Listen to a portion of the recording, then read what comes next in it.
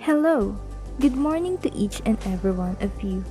I am Crystal Duay from English 2B, and today we're going to tackle another kind of literature under the Revolutionary period, the Patriotic Speech.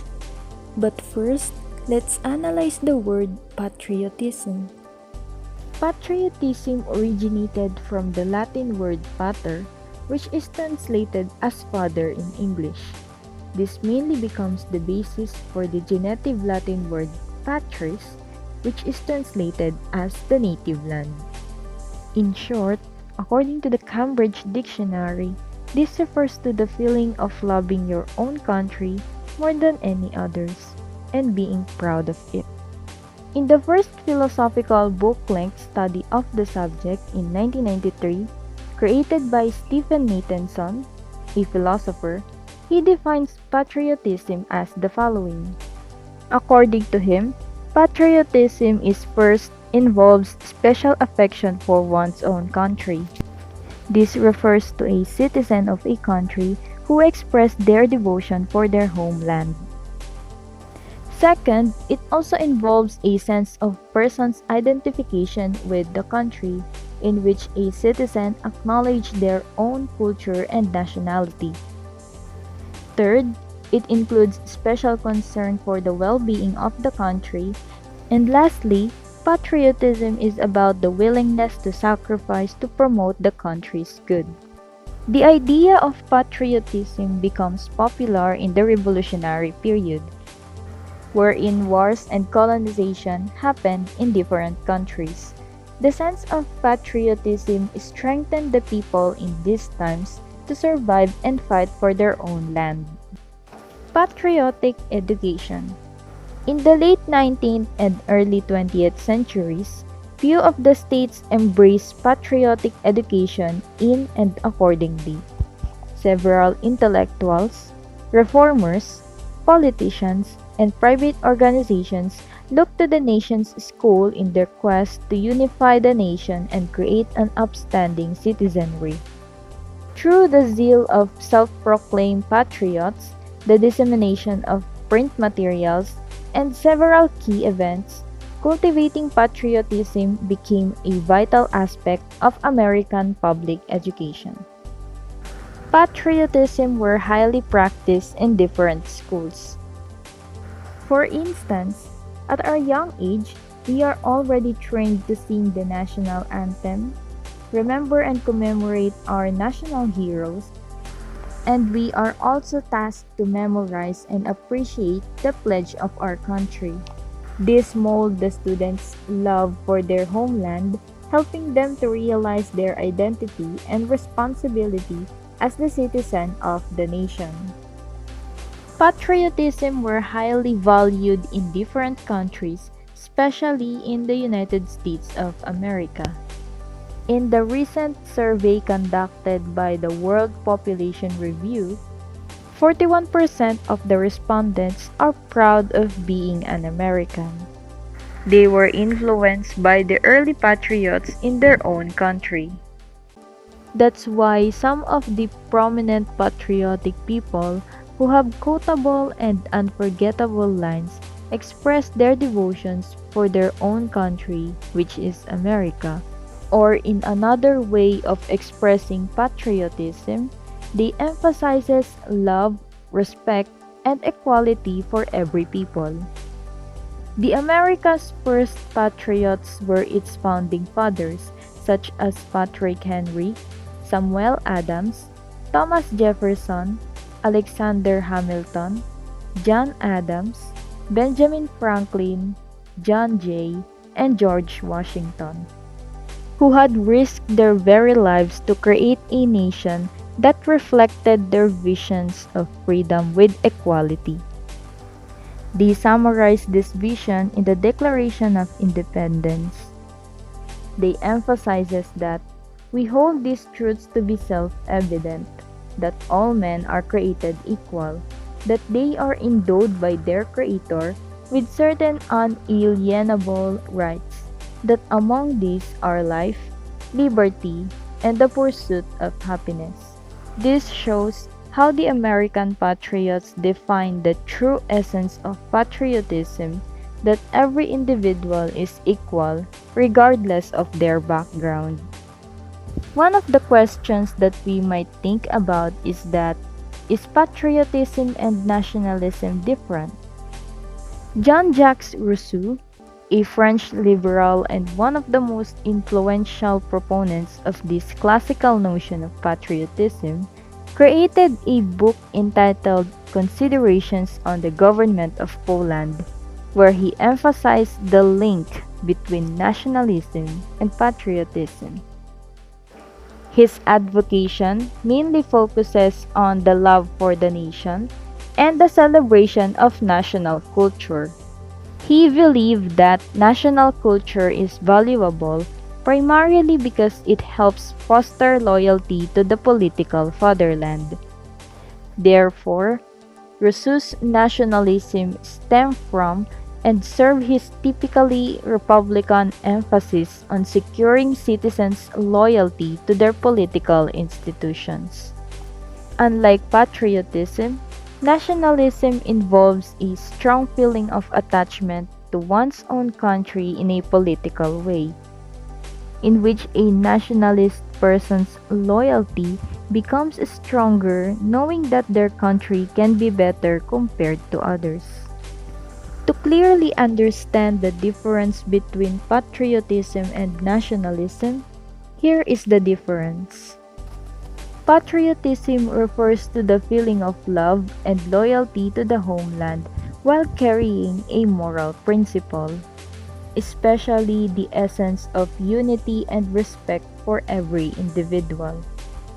While nationalism is a political ideology aimed to protect the interests of a certain nation, in which the love focuses on a specific nation, including its language, people, and traditions. In short, patriotic people are proud of what their country does, while nationalistic people are proud of their country no matter what it does. However, being a nationalist doesn't mean you're on the negative side. Nationalism serves as a strong motivator to unify people against injustice. Furthermore, these two terms are not that different from each other because nationalism evolves from patriotism.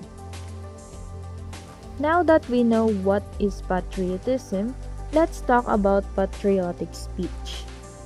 So, patriotic speech indicates a formal expression of thoughts and ideas of an individual that shows love and devotion to one's country or homeland. An act of showing patriotism through verbal communication. So, what are the things that we should remember in creating a patriotic speech? First, its form. In my observance, most of the patriotic speeches have their free verse form, which means that the speaker have the freedom to compose their speech in their own way.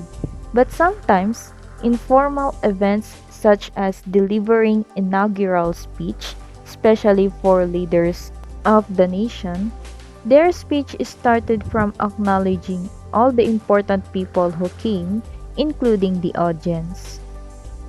Second, you should have a clear message. Before you begin writing your speech, focus on the purpose of it. For instance, what issue do you want for the people to care about? There are a lot of topics that we can consider, such as equality in race or gender, love of country, freedom, and so on. Lastly, call to action. Every historic speech has a call to action. Creating an effective one will help you in preparation, and it will also encourage audience engagement. After knowing what message do you want for people to hear, you should describe what do you want to happen. What do you want your audience to do? For example, you're talking about equality in race. Your call to action will focus on convincing the people that every individual should receive equal treatment despite of our skin color. Another thing is that is it a physical activity or a way of thinking? Remember that your speech must create an impact for the listeners. To give you an example of a patriotic speech, here's a short video clip featuring the notable lines from Dr. Martin Luther King Jr.'s speech entitled I Have a Dream. So even though we face the difficulties of today and tomorrow, I still have a dream. It is a dream deeply rooted in the American dream. I have a dream that one day this nation will rise up and live out the true meaning of its creed. We hold these truths to be self-evident, that all men are created equal.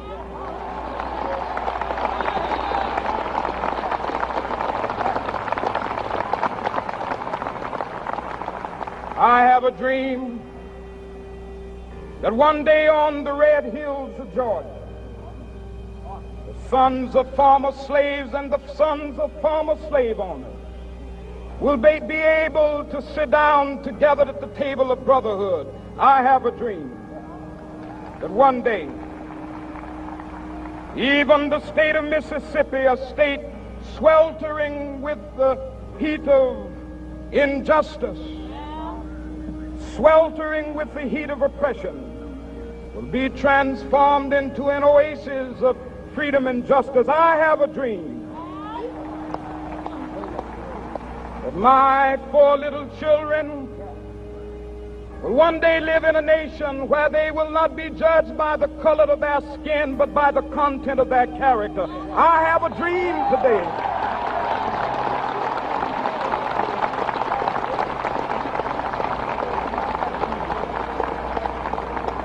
I have a dream that one day down in Alabama, with its vicious racists, with its governor having his lips dripping with the words of interposition and nullification, one day right there in Alabama, little black boys and black girls will be able to join hands with little white boys and white girls as sisters and brothers. I have a dream today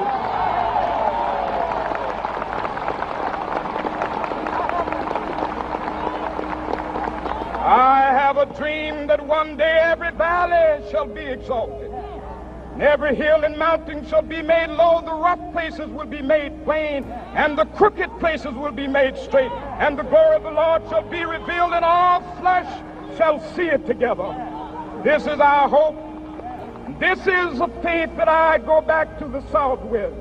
With this faith, we will be able to hew out of the mountain of despair a stone of hope. With this faith, we will be able to transform the jangling discords of our nation into a beautiful symphony of brotherhood. With this faith, we will be able to work together, to pray together, to struggle together, to go to jail together, to stand up for freedom together, knowing that we will be free one day. Free at last, free at last. Thank God Almighty, we are free at last. And that is one example of a patriotic speech. So what is the significance of a patriotic speech? According to the essay, Nationalism, Patriotism, and Group Loyalty, a social psychological perspective published in the International Studies Association, at the level of the nation, the group fulfills economic, socio-cultural, and political needs, giving individuals a sense of security, a feeling of belonging, and prestige. We become sentimentally attached to our home nation. We are motivated to help our country's progress, and we gain a sense of identity and self-esteem through national identification. Since patriotism is such a personal matter, it makes sense that our communications analytics would find strong emotional language in these patriotic speeches. Being a patriot not only gives us the reason to be proud of our own, but it also brings people together and motivates us to go forward for the improvement of our nation. And that ends my report. Thank you for listening.